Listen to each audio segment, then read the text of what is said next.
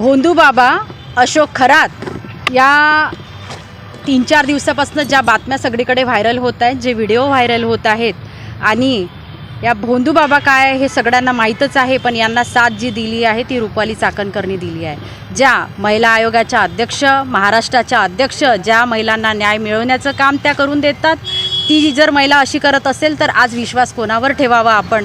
कारण आज जर एखादी मुलगी जर घराच्या बाहेर पडत असेल आणि एखादी महिला जर न्याय मिळवायला जर अशा महिला आयोगाकडे जर जात असेल तर त्या महिलेला काय न्याय मिळेल? आज ती महिला आयोगाची अध्यक्ष सांगते की जेव्हा एखादी मुलगी लग्न होऊन जर माहेरी जात असेल तर तिला तुम्ही आंदण देऊ नका, तिला पोथ्या पुराण देऊ नका, तिला तुम्ही संविधान द्या.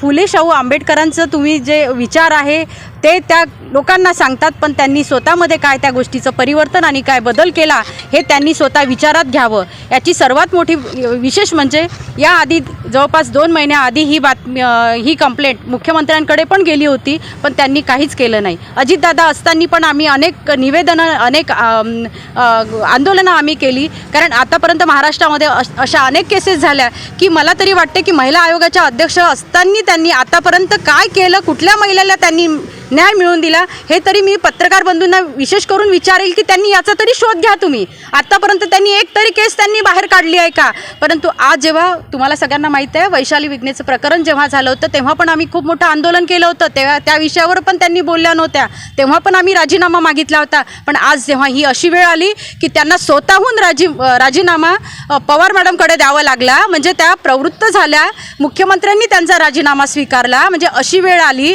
एक महिला म्हणून फार लज्जास्पद गोष्ट वाटते, आम्हाला लाज वाटते की आज महिला आयोगाची बाई अशी आहे की जी महिलांना न्याय मिळवून न देणारे त्या भोंदूबाबाचे पाय धुत आहे. म्हणजे आज बघा, जी एखादी महिला जर कुठल्या गोष्टीत, म्हणजे आमच्या अशा महिलेसोबत जर काम करणारी व्यक्ती कशा पद्धतीने काम करेल, मग एखाद्या महिलेला न्याय मिळेल का?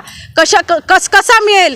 आम्हाला म्हणजे फार मोठं हे वाटत आहे की अशा अनेक प्रकारे व्हिडिओ व्हायरल होऊन राहिले, अनेक गोष्टी व्हायरल होऊन राहिल्या. जवळपास यामध्ये मंत्र्यांचा पण सहभाग आहे असं पण आम्हाला माहिती पडलं. मी म्हणतो की त्यांना तर तुम्ही त्यांच्यासह अनेक मंत्री त्यांच्यासोबत आहे, यांनाही तुम्ही अटक करा आणि यांनाही शिक्षा द्या.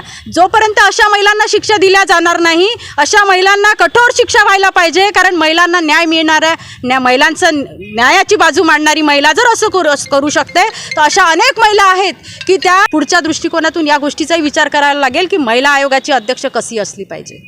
कारण फार मोठी जबाबदारीनी शासन आणि प्रशासन वागलेलं नाही आहे, कारण त्यांची सत्ता आहे. सत्तेत असणाऱ्या लोकांनी पूर्णपणे त्यांना पाठबळ दिल्यामुळे त्यांनी पुरेपूर त्या गोष्टीचा फायदा घेऊन आज त्यांना त्या गोष्टीचा स्वतःहून त्यांना राजीनामा द्यावा लागला.